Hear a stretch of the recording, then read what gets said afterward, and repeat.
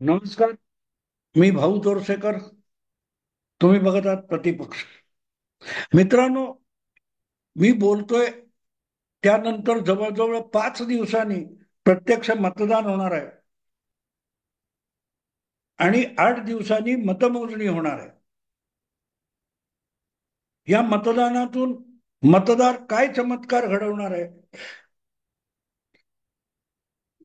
आणि मतमोजणीच्या दिवशी कसले निकाल येणार आहेत याविषयी अनेक आडाखे बांधले जात आहेत, अंदाज व्यक्त केले जात आहेत. प्रत्येक जण आपापल्या परीने काय काय सांगतोय. कोण ओपिनियन पोल करतो, कोणी एक्झिट पोल करतो, कोण सर्वे करतो. अर्थातच 20 तारीखला मतदान संपल्यानंतर एक्झिट पोल येणार आहेत.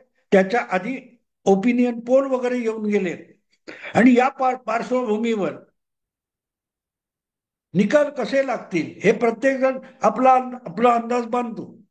आणि तो अंदाज बांधताना जनरली असं असतं की आपल्याला काय आवडतं त्यानुसारच आपण आपलं आपला अंदाज व्यक्त करत असतो. अनेकदा आपल्याला असं व्हावंसं वाटतं, आपण त्याच दृष्टीने तो कल काढत असतो. पण अनेकदा आणखीन एक गोष्ट असते, काही अशुभ किंवा शुभ गोष्टी घडणार असतील तर त्याचे संकेत येत असतात. दाराच्या खिडकीच्या दरवाजावर बसून कावळा ओरडला तर अमुक अमुक संकेत आहे, किंवा अमुक तमुक काहीतरी झालं की तमुक संकेत आहे. मांजर आडवं गेलं तमुक संकेत आहे, शुभ संकेत आहे, अशुभ संकेत आहे, असं म्हटलं जातं. खरं किती खोटं किती हे अजूनही शास्त्रीय दृष्ट्या कोणीही सिद्ध करू शकलेला नाही. पण हे संकेत असतात आणि हे संकेत अर्थातच अनुभवातून तयार होत असतात. मी नेहमी एक गोष्ट सांगतो की विज्ञान शास्त्र ज्याला म्हणतात ते सुद्धा एक प्रकारची श्रद्धा असते. सायन्स इतकं परफेक्ट असतं आणि गणित अजिबात चुकत नसतं. जे कागदावरचं गणित आहे आणि विज्ञान आहे हे व्यवहारामध्ये जरा सुद्धा चुकत नसतं.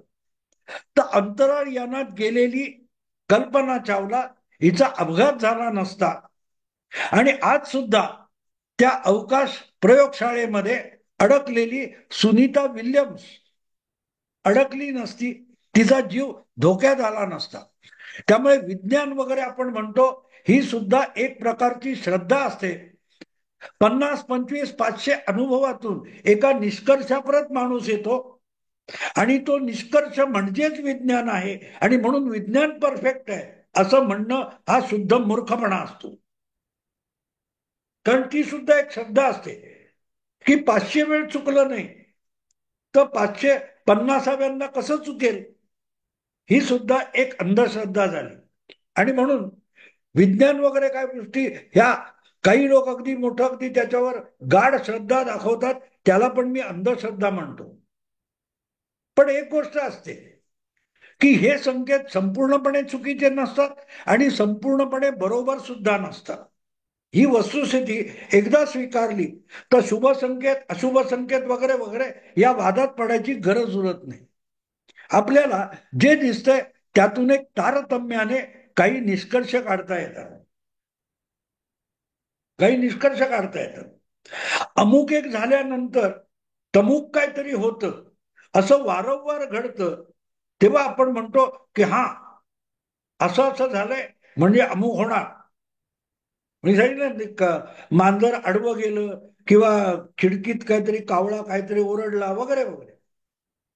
काही लोक हे ज्या वेळेला कोणाला तरी शाप देतात, त्यांच्या शापवाणीने एखाद्याचं भलं वारंवार होत असेल तर मग त्याची शापवाणी म्हणजे प्रत्यक्षात वरदान म्हटलं गेलं तर गैरलागू होणार नाही. गैरलागू होणार नाही. आपल्याकडे मराठीत म्हण आहे ना, कावळ्याच्या शापाने गाय मरत नाही, ही म्हण आहे. पण दुसरीकडे मित्रांनो बघा, गायीच्या शापाने तरी कावळा मरणार आहे का? नाही मरत. पण या बोलायच्या गोष्टी असतात आणि तसंच अनेकदा काही गोष्टी होतात की ज्या आपण वारंवार अनुभवाला आल्या की आपण त्याचा एक निकष बनवतो आणि तसाच निकष निवडणुकांच्या बाबतीत बनवता येतो की यापूर्वी 2 निवडणुकांमध्ये अमुक तमुक कुठच्या संस्थेचा ओपिनियन पोल बरोबर आला तर मग त्याचा ओपिनियन पोल म्हणजे 100% निवडणुकीचा निकाल लागलाय अशा थाटात अनेक विश्लेषक बोलायला लागतात. म्हणजे असतो ओपिनियन पोल, असतो एक्झिट पोल, पण आत्ताच तुमचा पक्ष निवडणूक हरलाय, तुम्ही इतक्या जागा का गमावल्यात असंही विचारण्यापर्यंत बदल जाते. आणि म्हणून आत्ता जो एक ह्या वेळेला लोकसभा आणि हरियाणाच्या निकालानंतर बऱ्याचशा ओपिनियन पोल एक्झिट पोल करणाऱ्या संस्था आहेत त्यांची बोबडी वळलेली आहे. कोणी या भानगडीत पडायला तयार नाहीये. आणि म्हणून आता महाराष्ट्र आणि झारखंड अशा 2 विधानसभा निवडणुका होत असताना फारसे पोल आलेले नाही. मला या निमित्ताने आणखीन एक आठवण सांगणं अगत्याचं वाटतं.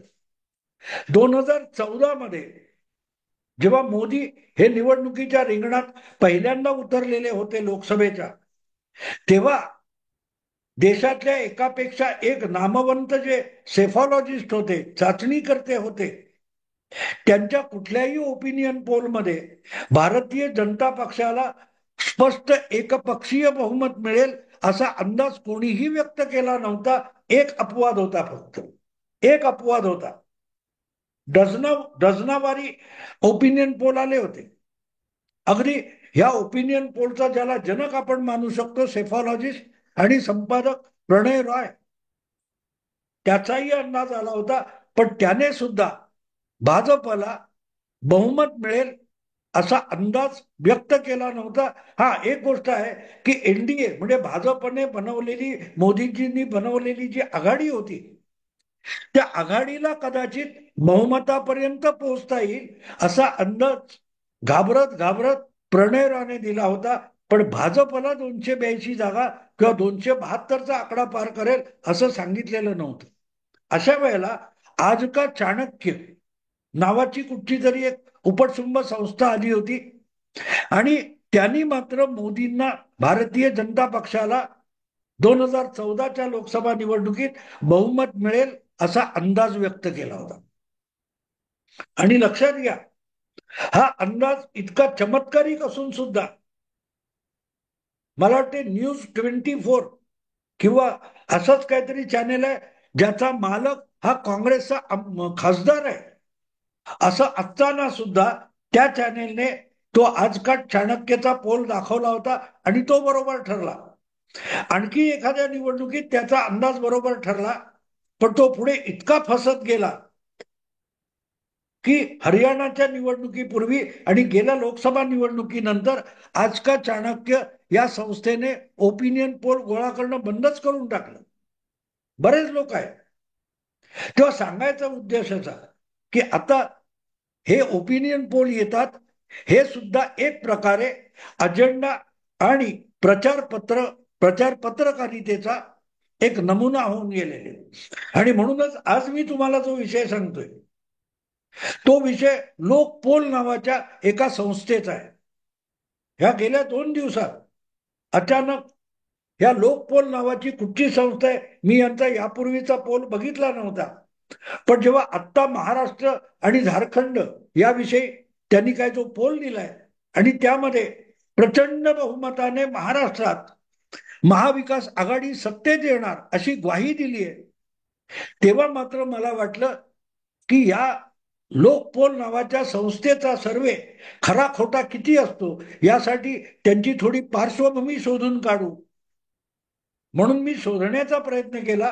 तर सोशल मीडियामध्ये या लोकपोल नावाच्या संस्थेची नेटकऱ्यांनी प्रचंड खिल्ली उडवलेली आहे.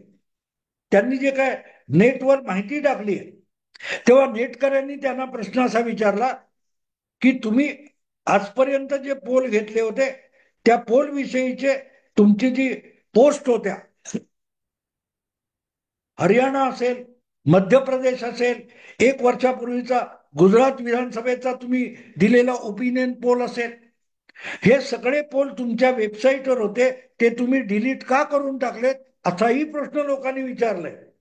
आणि म्हणून शोधाशोध करावी लागली की या लोकपोल नावाच्या संस्थेने यापूर्वी नेमक्या किती आणि कुठल्या कुठल्या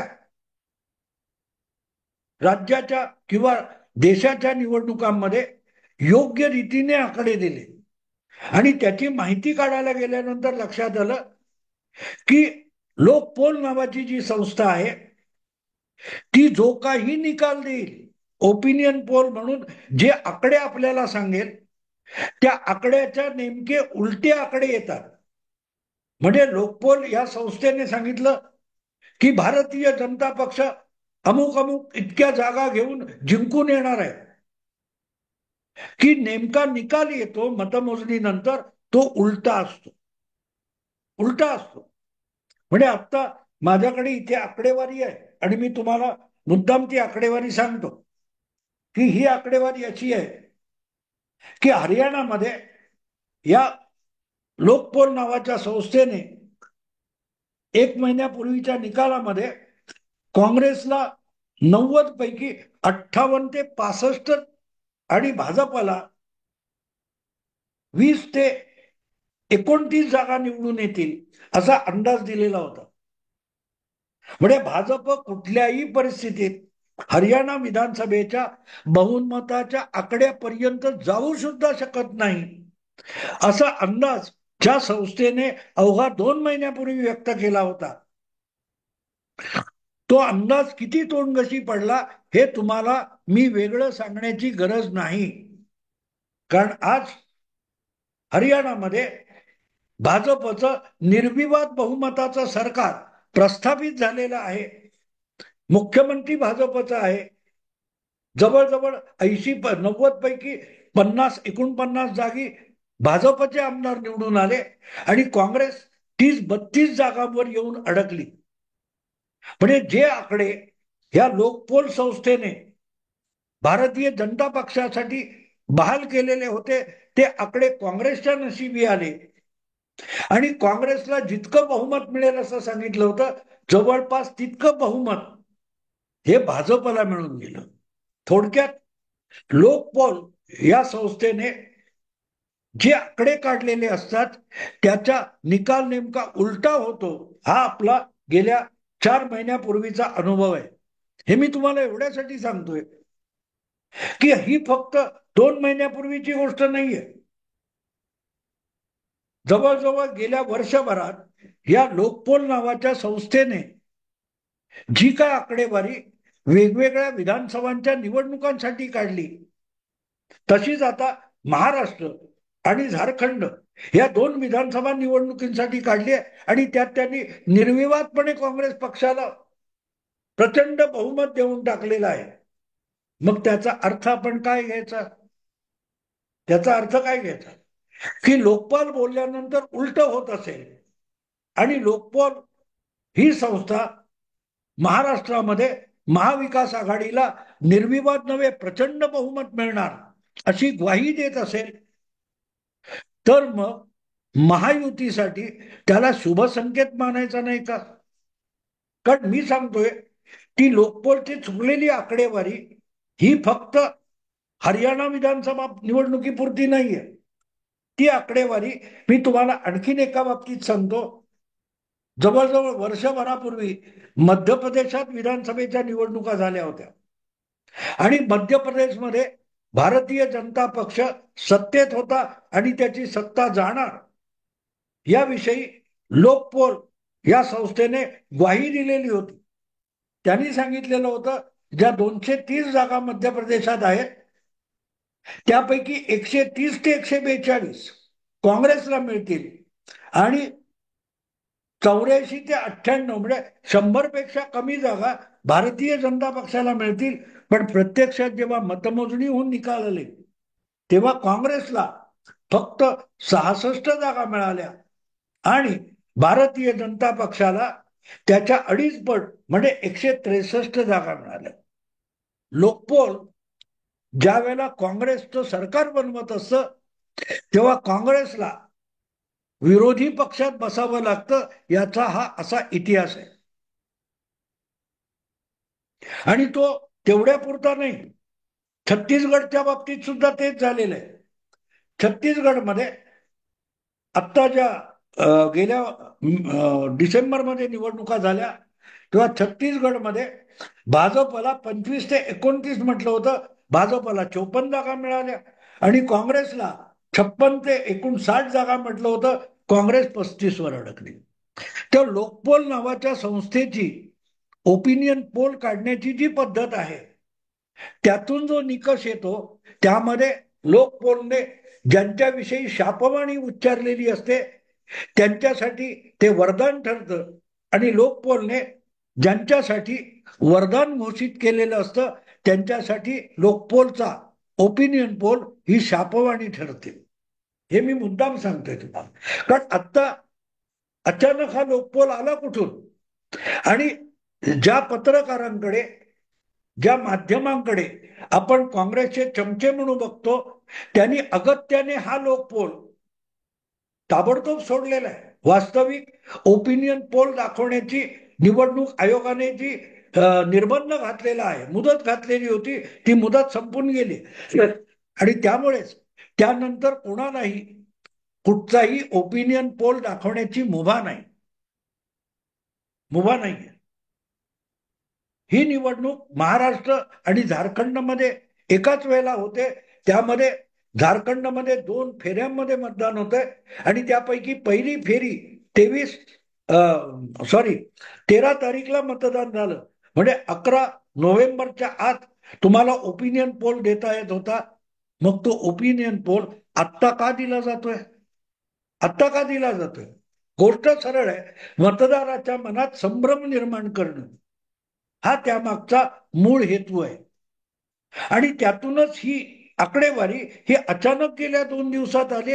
निवडणूक आयोगाचा जी कालमर्यादा आहे ती संपून गेल्यानंतर जेव्हा ही आकडेवारी येते तेव्हा मतदाराला संभ्रमित करणं की महाराष्ट्रात आणि झारखंडात काँग्रेस दणदणीत मतांनी जिंकून येते असं म्हटल्यानंतर जो डळमळीत मतदार असतो त्याच्या मनात चलबिचल निर्माण होते आणि तो विचार करतो की अरे, हरणाऱ्याला मत देऊ का? असे काही बाकी हल्ली मतदार इतका शहाणा झाला की तो पत्रकार, वर्तमानपत्र, बातम्या, प्रचार, पक्षांचा प्रचार, पक्षांच्या जाहिराती याच्यावर विश्वास ठेवत नाही. मतदार आपल्या अनुभवातून मत बनवतो आणि त्याला योग्य वाटेल त्यालाच मत देत असतो. आणि अशा पार्श्वभूमीवर जेव्हा हे लोकपोल नावाच्या संस्थेचं काय ती मतचाचणी आली आहे, तिचे आकडे आले, ते बघितल्यानंतर माझ्या लक्षात आलं यासारखं देवेंद्र फडणवीस, अजितदादा आणि एकनाथ शिंदे यांच्यासाठी यापेक्षा चांगलं वरदान असू शकत नाही. कारण लोकपोलने शापवाणी उच्चारलेली आहे. महाविकास आघाडीला निर्विवाद नव्हे प्रचंड बहुमत देऊन टाकलेलं आहे. आकडे तुम्ही समजून घ्या. महाविकास आघाडीला 151 ते 162, 151 ते 162 म्हणजे कमीत कमी सुद्धा 151 जागा असतील महाविकास आघाडीला, तर महाविकास आघाडीला काठावरचं बाई तर निर्विवाद बहुमत मिळतं. कारण महाराष्ट्रात 288 मध्ये 145 हा आकडा बहुमताचा ठरतो आणि त्यापेक्षाही मला वाटतं 6 मतं जास्त या लोकपोलने महाविकास आघाडीला दिलेली आहेत. म्हणजे कमीत कमी मतं सुद्धा महाविकास आघाडीला प्रचंड बहुमताचं सरकार आणायला मदत करतात आणि त्याच्याही पुढे जाऊन 162 पर्यंत आकडा जाऊ शकतो असंही हा लोकपोल म्हणतोय. आणि दुसरीकडे तोच लोकपोल महायुतीला 115 ते 128 वर येऊन थांबवतोय. म्हणजे महायुतीला बहुमतासाठी कमीत कमी 17 ते 20 जागा कमी पडतील असं हा पोल म्हणतोय. आणि दुसरीकडे बहुमतापेक्षा साधारणतः 15 ते 20 जागा महाआघाडीला जास्त मिळतील असं म्हणतो. त्याला मी शुभ संकेत समजतो. कोणासाठी? माझ्यासाठी नाही. मी ज्या महायुतीचं समर्थन करतो त्या महायुतीसाठी हा लोकपोल हा म्हणून मला शुभ संकेत वाटतो. कारण ह्यांचा इतिहास बघितला, लोकपोल संस्थेचा इतिहास बघितला तर ते ज्यांच्याविषयी शापवाणी उच्चारतात त्यांचं भलंच होतं, त्यांचं भलं होतं. जे छत्तीसगडमध्ये झालं, जे मध्य प्रदेशमध्ये झालं, ते काल परवा हरियाणामध्ये झालं, राजस्थानमध्ये झालं, गुजरातमध्ये झालं. आणि इतकी शर्मेची गोष्ट आहे की आपले हे फसलेले आकडे या लोकांनी आपल्या वेबसाईटवरून आणि सोशल मीडिया खात्यातून डिलीट करून टाकले. कारण आपला खोटेपणा लोकांसमोर येऊ नये, आपली अब्रूचा वाट्यावर येऊ नये म्हणून आपण यापूर्वी केलेले दादांत खोटे आकडे असलेले ओपिनियन पोल या लोकांनी डिलीट करून टाकले, मतदारापासून लपवण्याचा प्रयत्न केलेला आहे. पण सत्य शेवटी मित्रांनो समोर येत असतं. असो, माझ्या दृष्टीने मी त्यांना फार दोषारोप करणार नाही, पण असे लोक पोल आवश्यक पण असतात. कारण ज्या पक्षाला तुम्ही पराभूत होण्याची भीती दाखवत असता तो पक्ष आणि त्याचे कार्यकर्ते अधिक जोमाने कामाला लागतात आणि उरलेला जो वेळ असतो त्यामध्ये अधिक मेहनत घेतात. आपण आज मी बोलतोय त्या दिवशी हा काय पोल आला की एक दिवस आला असेल, जेव्हा मतदानाला प्रत्यक्ष 5 किंवा 6 दिवस शिल्लक होते, अशा वेळेला भाजप आणि महायुतीला पराभवाची भीती दाखवली असेल तर मग महायुतीचे कार्यकर्ते अधिक जोमाने कामाला लागणार, नेते अधिक ताकद लावून बहुमतापर्यंत जाण्याचा प्रयत्न करतील. तेव्हा हेच आकडे एकदम उलथापालथ झालेले दिसतील. का का दिसतील? की आपल्याला कमी पडतंय म्हणून ते मेहनतीला लागतात. उलट काँग्रेसची बाजू असेल, महाविकास आघाडीची असेल, ते आळशी बसतात. त्याचा तोटा त्यांना होतो आणि याचा फायदा यांना होतो. आणि म्हणून या प्रकारचे जे ओपिनियन पोल असतात, जे फसवे असतात, ते अनेकदा एखाद्या पक्षाला शुभ संकेत म्हणून ठरतात. मला असं वाटतं की हा लोकपोल नावाचा जो काय प्रकार आहे त्याची आकडेवारी मोक्याच्या क्षणी आली आणि एकनाथ शिंदे आणि देवेंद्र फडणवीस किंवा अजितदादा यांची जी महायुती आहे त्यांच्यासाठी हा मी शुभ संकेत मानतो. कारण सतत ज्यांचे आकडे उलटे ठरले त्यांनी जर शाप दिला असेल तर महायुतीसाठी आपोआपच ते वरदान होतं. मित्रांनो, विषय आवडला, लाईक करा, शेअर करा आणि प्रतिपक्षाला सबस्क्राईब करा. नमस्कार.